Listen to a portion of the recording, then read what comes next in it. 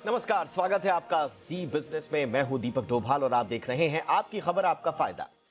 Budget में digi locker की अहमियत को काफी तवज्जो दी गई और अब इसे एक्सपैंड करने की बात कही गई है।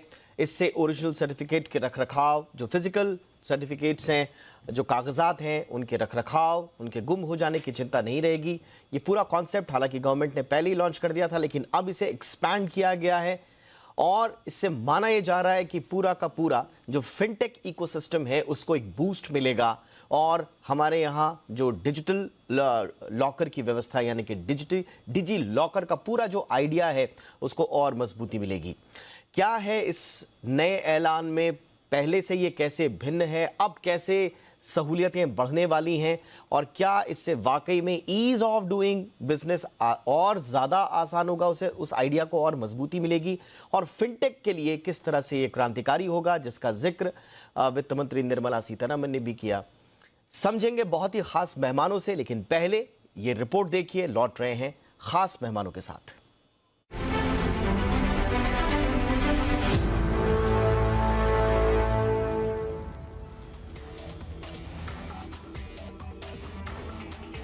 डिजी लॉकर यानी डिजिटल प्लेटफॉर्म पर एक वर्चुअल लॉकर। ये टर्म सुर्खियों में तब आया जब 2015 में पीएम नरेंद्र मोदी ने डिजिटल इंडिया प्रोग्राम के तहत इसे लॉन्च किया था। इसे लेकर सरकार की एक दूरदर्शी सोच थी। डिजी लॉकर खाता खोलने के लिए आपके पास आधार कार्ड का होना जरूरी है।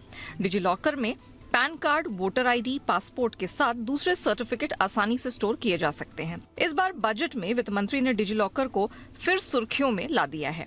सरकार ने साफ किया है कि डिजी लॉकर में स्टोर आधार के साथ दूसरे प्रमाणिक दस्तावेजों को मान्य माना जाएगा।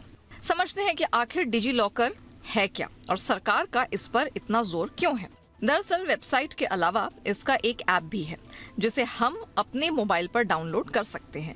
जिस तरह बैंक में महत्वपूर्ण दस्तावेजों और आभूषणों को सेफ एंड सिक्योर रखने के लिए हम लॉकर का इस्तेमाल करते हैं, ठीक उसी तरह ये एक वर्चुअल लॉकर है। इसमें हम अपने सभी जरूरी डॉक्यूमेंट स्टोर कर सकते हैं। जिस तरह से आपका आधार आपकी पहचान है, उसी तरह से डिजी लॉकर को भी सरकार ने मान्यता दे दी है। आपने अगर बैंक में खाता खोलने के लिए एक बार अपने दस्तावेजों को जमा कर दिया है तो आपको बीमा, तमाम तरह के कर्ज जैसे कामों के लिए फिर से फिजिकल डॉक्यूमेंट्स पेश नहीं करना होगा। डिजी लॉकर का इस्तेमाल करके तमाम वेरिफिकेशन जैसे झंझटों से निजात पाया जा सकता है। सरकार का डिजी लॉकर के दायरे को बढ़ाने पर फोकस है। बजट में वित्त मंत्री ने कहा कि डिजी लॉकर और आधार को केवाईसी जरूरतों को पूरा करने के लिए वन स्टॉप समाधान के रूप में इस्तेमाल किया जाएगा। यानी नए फाइनेंशियल ईयर में डिजी लॉकर की भूमिका बढ़नी तय है। इससे पीएम जनधन योजना, यूपीआई जैसे सेवाओं में केवाईसी की प्रक्रिया आसान हो जाएगी, जिसका एक बड़ा फायदा फिनटेक कंपनियों को मिलेगा। खासकर डिजी लॉकर के इस्तेमाल से काम जल्दी होगा, आसानी से होगा और पेपरलेस होगा। सबसे बड़ी बात यह है कि इससे फर्जी दस्तावेजों के इस्तेमाल पर लगाम लगेगी और काम में पारदर्शिता आएगी। सो अलग आपको बताते हैं कि आप कैसे डिजी लॉकर का इस्तेमाल कर सकते हैं। सबसे पहले digillocker.gov.in पर जाएं। साइन अप करने के साथ अपना मोबाइल नंबर दर्ज करें। मोबाइल नंबर पर आए ओटीपी भरने के बाद अपना यूजर नेम और पासवर्ड सेट करें। फिर क्या, आपका डिजी लॉकर तैयार है। अब डिजी लॉकर पर डॉक्यूमेंट्स अपलोड करने की बारी है। पहले डिजी लॉकर पर लॉगिन करें, अपलोडेड डॉक्यूमेंट्स आइकॉन पर जाएं और अपलोड करके क्लिक करें। डॉक्यूमेंट की डिटेल भरें और अपलोड बटन पर क्लिक करें। ध्यान रहे, आप अधिकतम 50 MB की डॉक्यूमेंट्स ही अपलोड कर सकते हैं और आप फोल्डर बनाकर भी डॉक्यूमेंट्स अपलोड कर सकते हैं। है ना बड़े काम का डिजी लॉकर? तो फिर देर किस बात की? डिजी लॉकर के साथ हो तो आप भी बन जाइए डिजिटल इंडिया के भागीदार। ब्यूरो रिपोर्ट, जी मीडिया। और बहुत ही खास मेहमान इस वक्त आज की चर्चा के लिए हमारे साथ जुड़ चुके हैं। सबसे पहले मेहमानों का परिचय आपसे करा दें। हमारे साथ हैं अभिषेक सिंह, जो कि सीईओ हैं डिजिटल इंडिया कॉर्पोरेशन के, बहुत सीनियर ऑफिसर हैं गवर्नमेंट ऑफ इंडिया के। अभिषेक सर, बहुत बहुत स्वागत है आपका हमारे शो पर। और हमारे साथ हैं मधु एकम्बरम, जो कि फाउंडर डायरेक्टर हैं फेस के, यानी कि fintech association for consumer empowerment के। मधु जी, आपका भी बहुत बहुत स्वागत है। अभिषेक सर, पहले तो बहुत बहुत बधाई आपकी टीम को। अभी तक जो है DigiLocker essentially meant for citizen और इंडिविजुअल्स हुआ करता था। इस बार उसको एक्सपैंड किया गया है, जो काफ़ी वक्त से इसकी डिमांड भी थी और आप लोगों ने चरणबद्ध तरीके से इसमें अलग अलग वर्टिकल्स को जोड़ने की कोशिश की। लेकिन अब ये किस तरह से अलग है और अब एक सामान्य सिटीजन और इंडिविजुअल के अलावा अब इसमें क्या एक्सपैंड किया गया है सर? देखिए, डिजी लॉकर तमाम नागरिकों को, सिटीजन्स को अपने महत्वपूर्ण दस्तावेज जैसे इनकम टैक्स का पैन कार्ड हो या आधार कार्ड हो या उनके इंश्योरेंस के डॉक्यूमेंट्स हो, एकेडमिक सर्टिफिकेट्स हो या फिर हेल्थ रिकॉर्ड्स हो, इसको एक्सेस करने की सुविधा देता है। लगभग 15 करोड़ लोग इस्तेमाल कर रहे हैं, लगभग 562 करोड़ डॉक्यूमेंट्स उपलब्ध हैं। तो एक बहुत ज्यादा डिमांड थी कि जिस तरह सिटीजन्स को बेनिफिट मिल रही है, क्या हम उसी तरह ऑर्गेनाइजेशंस को भी बेनिफिट दे सकते हैं। तो इसमें ये सिर्फ नहीं होता है कि हम डॉक्यूमेंट को स्टोर कर सकते हैं, इसमें डॉक्यूमेंट को इलेक्ट्रॉनिकली वेरीफाई भी किया जा सकता है, जिससे कि बहुत सुविधा होती है। और जैसे प्रधानमंत्री जी हमेशा कहते हैं, ईज ऑफ डूइंग बिजनेस। तो जब कोई डॉक्यूमेंट किसी ऑर्गेनाइजेशन को, किसी इंस्टीट्यूशन को, जैसे उनका इनकम टैक्स रिटर्न हो या उनके कंपनीज एक्ट में जो आरओसी को रिपोर्ट फाइल करनी हो, इस तरह के डॉक्यूमेंट्स अगर उपलब्ध हैं, तो उसको बार-बार उसका पीडीएफ या उसको पेपर फॉर्म में सबमिट करने के बजाय अगर वो डिजी लॉकर में उपलब्ध होगा, तो उसको इलेक्ट्रॉनिकली वेरीफाई किया जा सकता है, ऑथेंटिकेट किया जा सकता है। इससे समय भी काफी बचेगा, सुविधा भी काफी होगी। तो इसी उद्देश्य से इस बार के बजट में ये घोषणा की गई है कि ये ऑर्गेनाइजेशनल डिजी लॉकर, जिससे कि कंपनीज को, ऑर्गेनाइजेशंस को, इंस्टीट्यूशंस को, चैरिटेबल ऑर्गेनाइजेशंस को, नॉट फॉर प्रॉफिट ऑर्गेनाइजेशंस को, सबको डिजी लॉकर की सुविधा मिलेगी, जिससे कि जो सुविधाएं इंडिविजुअल्स को मिल रही थी, वो ऑर्गेनाइजेशंस को भी मिल पाएगी। राइट। इंडिविजुअल्स के लिए तो सर हमने देखा पहले, अभिषेक सर आपसे ही मेरा सवाल रहेगा अभी। यूज़र था, उसमें 3 जो आपने वो बनाए हुए थे, स्ट्रक्चर जो बनाया हुआ था, यूज़र का था, इशूअर का था और रिक्वेस्टर का था। तो क्या जो फाइनेंशियल एंटिटीज़ हैं या जो दूसरी एंटिटीज़ हैं, जो ऑर्गेनाइजेशंस हैं, उनके लिए भी यही वर्टिकल्स रहेंगे? तरीका क्या होगा सर? हाँ, इसी तरह का रहेगा, इशूअर, रिक्वेस्टर और ऑर्गेनाइजेशन। सिटीजन के बदले ऑर्गेनाइजेशन हो जाएगा। तो जैसे ऑर्गेनाइजेशन के जो भी डॉक्यूमेंट्स होते हैं, जैसे मान लीजिए ऑर्गेनाइजेशन के रिटर्न्स हो, टैक्स रिटर्न्स हो या कंपनीज एक्ट के रिटर्न्स हो या जीएसटीएन के रिटर्न्स हो, तो ये सब उनके डॉक्यूमेंट्स हो जाएंगे जो अवेलेबल हो जाएंगे, और वो अपनी कंसेंट दे करके किसी वेरीफायर को उसको ऑथराइज, ऑथेंटिकेट करने की भी परमिशन दे पाएंगे। तो जिस तरह की सुविधा इंडिविजुअल्स को उपलब्ध है, उसी तरह की सुविधा ऑर्गेनाइजेशंस को भी मिल जाएगी। और इसकी सबसे बड़ी खास बात है कि जैसा आपने बताया कि न सिर्फ आप अपने डॉक्यूमेंट को अपलोड भी कर सकते हैं, बट एक इसकी बहुत बड़ी फीचर है कि जो डॉक्यूमेंट्स इशूअर हैं, वो ऑटोमेटिकली आपके डिजी लॉकर में आ जाते हैं। जैसे बच्चे जो होते हैं 10वीं 12वीं के जो एग्जाम देते हैं, उनके जो सर्टिफिकेट्स हैं, मार्कशीट्स हैं, डॉक्यूमेंट्स हैं, ये ऑटोमेटिकली डिजी लॉकर में आ जाते हैं, उनको एनीवेयर एनी टाइम बेसिस पे अवेलेबल रहते हैं। इसी को अब नेशनल एकेडमिक डिपॉजिटरी में भी कर दिया गया है, जिससे यूनिवर्सिटी कॉलेज के क्रेडेंशियल्स डॉक्यूमेंट्स भी हो जाते हैं। तो जब ऑर्गेनाइजेशंस और इंस्टीट्यूशंस के लिए एंटिटी लॉकर बन जाएगा, इसी तरह ऑर्गेनाइजेशंस के सारे डॉक्यूमेंट्स उनके डिजी लॉकर में उपलब्ध रहेंगे और उनके कंसेंट से कोई थर्ड पार्टी को वेरीफाई भी करा सकते हैं। ओके, अच्छा ये बहुत इंटरेस्टिंग है। तो ये कुल मिला के जो एंटिटी जो लॉकर का सिस्टम है पूरा, एंटिटी डिजी लॉकर, इसका थोड़ा सा ओवरव्यू हमने अभिषेक सर से सुना। मधु जी, बहुत बड़ा पेन पॉइंट सॉल्व हो गया। कहा जा रहा है कि फिनटेक क्रांति है, इसका जिक्र वित्त मंत्री महोदया ने भी किया कि फिनटेक को बूस्ट करने के लिए खासतौर से फिनटेक शब्द का इस्तेमाल किया। तो क्या कुछ बदल जाएगा फिनटेक में इससे? हाँ, दीपक जी, सबसे पहले ये काफ़ी महत्वपूर्ण स्टेप है, स्पेशली ऑन डिजिटाइजेशन और ईज़ ऑफ डूइंग बिजनेस के लिए, ease of access of documents के लिए तो काफ़ी बहुत ही महत्वपूर्ण स्टेप है ये। बट देखिए, आज का डेट में जैसे अभिषेक जी ने ऑलरेडी बता दिया है कि इसमें सारे डॉक्यूमेंट्स हम लोग अपलोड कर सकते हैं एज एन इंडिविजुअल या एक ऑर्गेनाइजेशन। तो अभी काफ़ी सारी चीज़ें अभी भी काम में बाकी है। पहला चीज़ ये है कि इसका यूज़र एजुकेशन अभी काफ़ी कुछ बढ़ना चाहिए।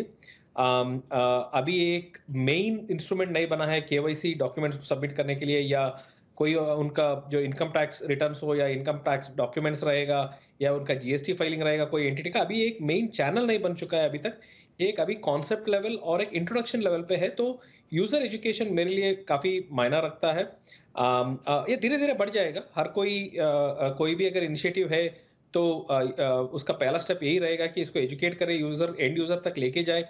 उसमें फिनटेक्स का भी काफ़ी सारा काम रहेगा, उसको एजुकेट करके इसको एक मेजर टूल बनाएँ। तो ये एक चीज़ है। सेकंड चीज़ क्या है कि इसका डेटा वेरिफिकेशन और ऑथेंटिकेशन। देखिए, 2 तरीके का डेटा आते हैं डिजिटल अपना डिजी लॉकर में। एक है जो यूज़र अपलोड करते हैं खुद से, और एक है जो इंस्टीट्यूशन से डेटा आता है। जो भी डेटा इंस्टीट्यूशन से आता है वो काफ़ी सारा ऑथेंटिकेटेड रहता है। वो उसका एक जो वो फर्जी डेटा नहीं रहता है और एक ऑथेंटिकेटेड डेटा रहता है। बट जो कस्टमर जो अपलोड कर रहे हैं उसमें हो सकता है कि थोड़ा बहुत डेटा ऑथेंटिकेशन वहां पे चाहिए होगा, तो उसको थोड़ा मजबूत करना पड़ेगा। उसमें एक पूरा इंडस्ट्री काम करना पड़ेगा। ऐसा नहीं है कि गवर्नमेंट का काम है या डिजी लॉकर का काम है।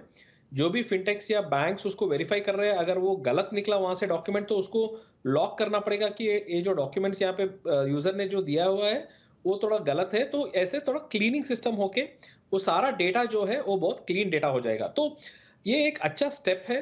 आगे जाते हुए इसका एक बहुत ही ईज ऑफ डूइंग बिजनेस में बहुत ही मेन रोल प्ले करेगा और फिनटेक्स के लिए बहुत अच्छा बात है।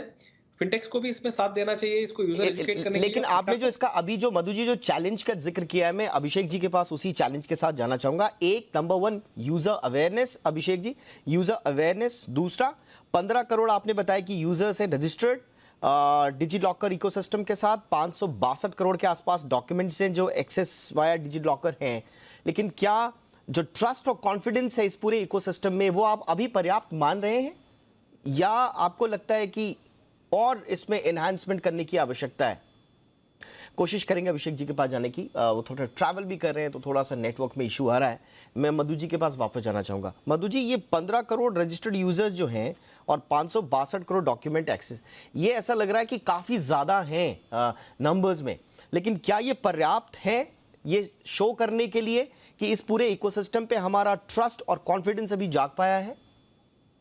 हाँ, ये तो देखिए, ये लास्ट 2 साल में इसका जो यूसेज हुआ है फिनटेक्स सिस्टम से, फिनटेक्स क्या करते हैं इसमें कि जो भी अगर डिजी लॉकर सिस्टम्स को उपयोग करना चाहते हैं कस्टमर, तो उनको फिनटेक्स हेल्प कर रहे हैं उनका एक अकाउंट बनाने के लिए, अकाउंट खाता खुलवाने के लिए।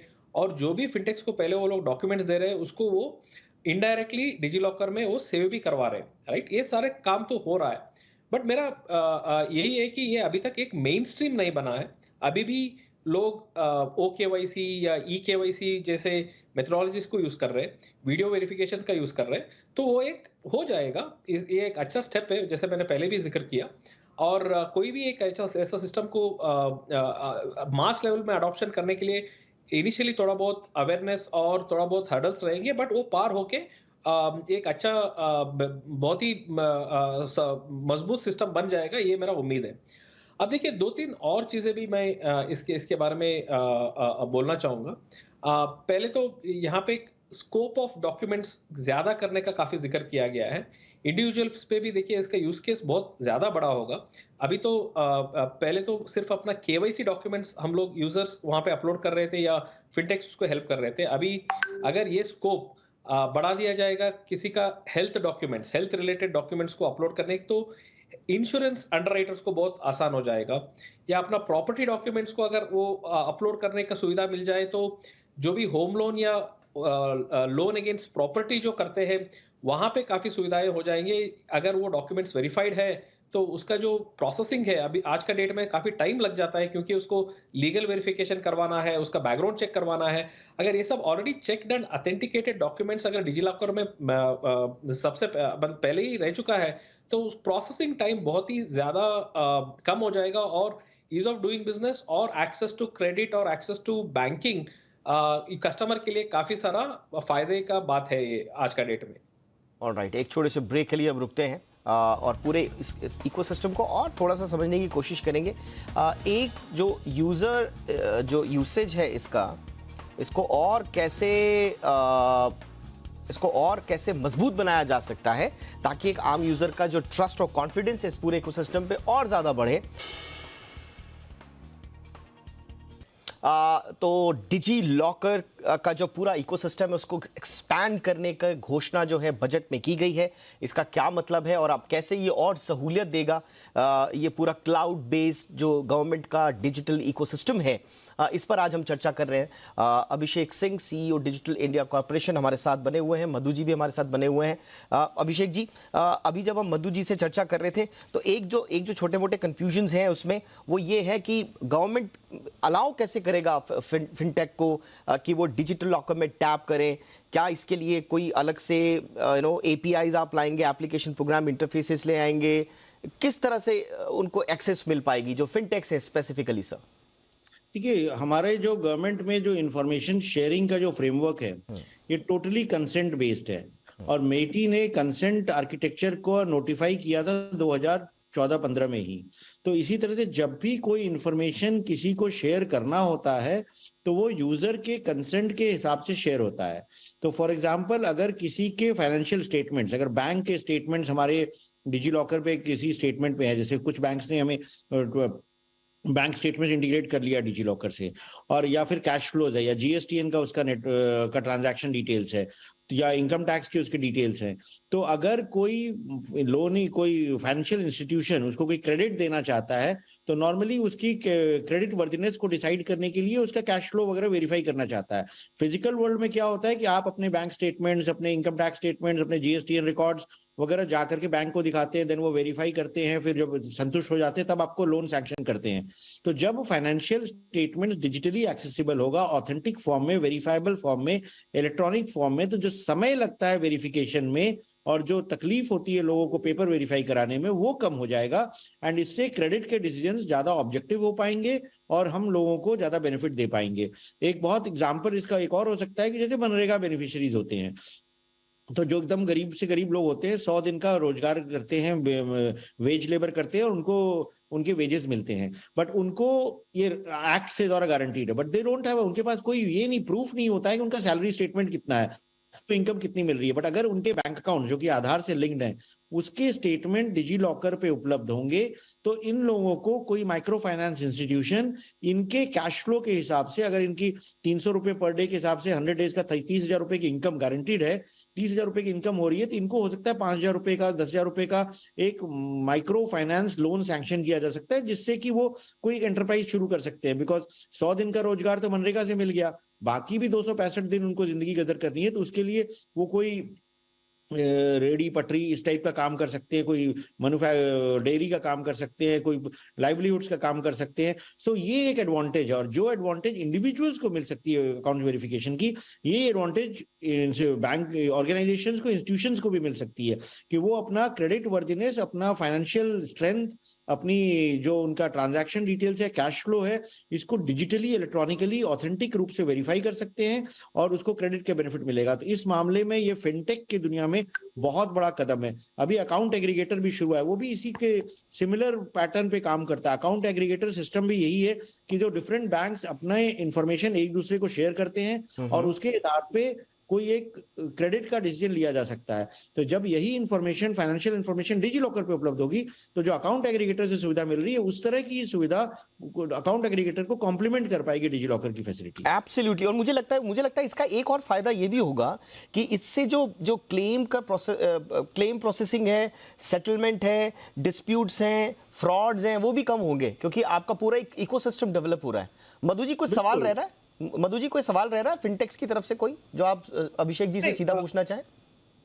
नहीं, सवाल तो नहीं है, बट बस मेरा ये एक थोड़ा बहुत रिक्वेस्ट है कि जैसे कि अभी अभिषेक जी ने एक कदर किया कि एक अकाउंट एग्रीगेटर सिस्टम है, तो दोनों को मर्ज क्यों ना किया जाए। मर्ज मतलब क्या मैं बोल रहा हूँ कि अगर अकाउंट एग्रीगेटर्स को ये बोला जाए कि डिजी लॉकर को यूज करके ही सारे डॉक्यूमेंट्स को बाकी उनका रिक्वेस्टर्स को दिया जाए, तो इसका मतलब ये हो जाएगा कि डिजी लॉकर में बहुत सारे डॉक्यूमेंट्स आके वहां पे उसका जो अवेलेबिलिटी ऑफ और इंक्लूजन ऑफ द पीपल और इंक्लूजन ऑफ डॉक्यूमेंट्स बहुत ज्यादा बढ़ जाएगा।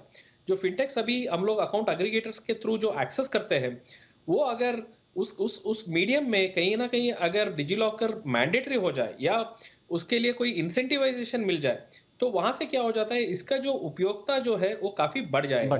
ये मेरा पहला मैं फटाफट से क्विक रिएक्शन ले लेता हूं अभिषेक जी का। सर बिल्कुल, इसमें बिल्कुल सही है थी। अकाउंट एग्रीगेटर सिस्टम का जो ऑब्जेक्टिव्स है, डिजी लॉकर का जो ऑब्जेक्टिव है, उसमें कोई भिन्नता नहीं है, और हम लोग बिल्कुल मिल के काम करते हैं, साथ साथ काम करते हैं और अकाउंट एग्रीगेटर को कॉम्प्लीमेंट करते हैं।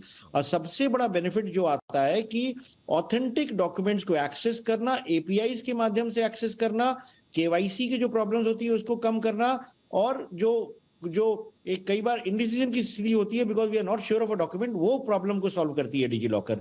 और डिजी लॉकर का इसी वजह से पिछले 3 वर्षों में पैंडेमिक के जस्ट बिगिनिंग से लेकर के हमारी जो ग्रोथ है, लगभग 3 करोड़ यूजर थे 2020 की शुरुआत में, आज 15 करोड़ यूजर हैं। तो ये जो लोगों को बेनिफिट मिल रही है, इसलिए ही लोग तत्काल इसमें जुड़ते जा रहे हैं और आगे भी जुड़ेंगे। और इससे जो अभी एक्सपेंशन होगा एंटिटी लॉकर का, फाइनेंशियल सर्विसेज इंटीग्रेशन का या अकाउंट एग्रीगेटर के साथ, तो उससे और ज्यादा बेनिफिट्स इंडिविजुअल्स को, ऑर्गेनाइजेशंस को और एंटायर फाइनेंशियल सिस्टम को मिलेगी।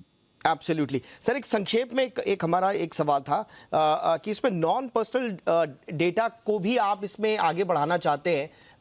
उसका एग्जांपल भी अश्विनी वैष्णव साहब दे रहे थे कि माना किसानों को पुराने डेटा चाहिए रेन फोरकास्ट वगैरह के लिए, तो उसमें आगे भी आप इस पर कुछ सोच रहे हैं, वो क्या होगा सर, संक्षेप से अगर बता पाएं आप। देखिए, non personal data sharing framework जो माननीय मंत्री जी ने का बताया है, उसका बस यही उद्देश्य है कि जो इंफॉर्मेशन गवर्नमेंट के पास उपलब्ध है वो अगर किसी इंडिविजुअल को या किसी स्टार्टअप को या किसी एंटरप्रेन्योर को चाहिए एक वैल्यू एडेड प्रोडक्ट बनाने के लिए, तो डेफिनेटली इसको यूज कर सकता है। फॉर एग्जांपल एक बहुत सिंपल सा है, जैसे ट्रैफिक पुलिस के पास आपके जो ट्रैफिक सिग्नल्स हैं, इसकी लोकेशन और इसकी इंफॉर्मेशन होती है, कितनी देर की रेड होती है लाइट, ये इंफॉर्मेशन होती है, डिले टाइम्स होती हैं, स्पीड ब्रेकर्स की लोकेशंस होती हैं, ये सब चीजें हमारे पास उपलब्ध है। ये नॉन पर्सनल डेटा है और इसको यूज करके अगर कोई 10 मिनट की डिलीवरी बना रहा है या 20 मिनट की डिलीवरी बना रहा है, वो एक यूज कर सकता है। इसी तरह फार्मर है, फार्मर को वेदर का डेटा मिल सकता है, सॉइल हेल्थ का डेटा मिल सकता है। इससे वो डिसाइड कब से उपलब्ध हो पाएगा सर? डिजी लॉकर का एंटिटी लॉकर जो बजट में अनाउंसमेंट हुआ है, इसके ऊपर हम लोगों ने काम शुरू कर दिया है और मुझे उम्मीद है कि 31 मार्च के पहले हम लोग इसको लाइव कर पाएंगे। All right sir, thank you so much sir वक्त निकालने के लिए और बहुत सारे सवालों के आपने जवाब दिए। मुझे लगता है कि जो भी बुनियादी रूप से जो सवाल रहे होंगे, अभिषेक जी ने बहुत आसान भाषा में उसका जवाब दे दिया। और हमारे साथ मधु एकम्बरम भी थे जो कि इस पूरे इकोसिस्टम को और अच्छे तरीके से समझा रहे थे, और फिनटेक की ओर से जो कंफ्यूजन्स थे शायद उन्होंने भी सीधा अभिषेक जी के सामने रखा और उनके जवाब भी मिले। थैंक यू सो मच आप दोनों का। Abhishek sir thank you so much, Madhu ji आपका भी बहुत बहुत शुक्रिया।